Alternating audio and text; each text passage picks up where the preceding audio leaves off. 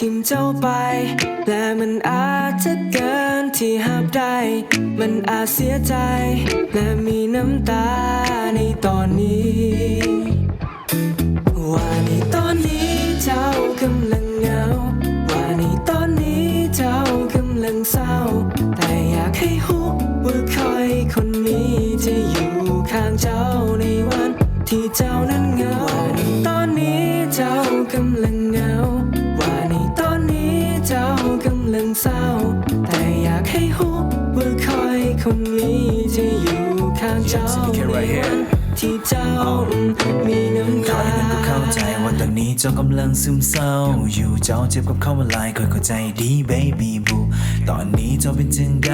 คอยหูเจ้าเสียใจน้ำตาเจ้ามันลังไหล okay it's alright ถึงเขาจะจากไป but I'm gonna be with you tonight ความเจ็บให้ถือไว้แล้วลุกขึ้นมาเริ่มต้นใหม่ชีวิตเจ้ามีดีไล่ของผู้ชายคนนี้คนที่มันทิ้งเจ้าไปในตอนนี้มันอาจเสียใจเขาทิ้งเจ้าไปและมันอาจจะเกินที่ห้ามได้มันอาจเสียใจและมีน้ำตาในตอนนี้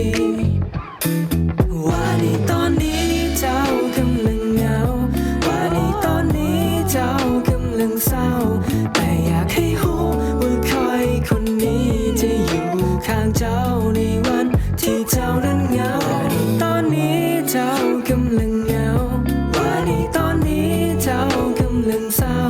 แต่อยากให้รู้ว่าคอยคนนี้จะอยู่ข้างเจ้าในวันที่เจ้า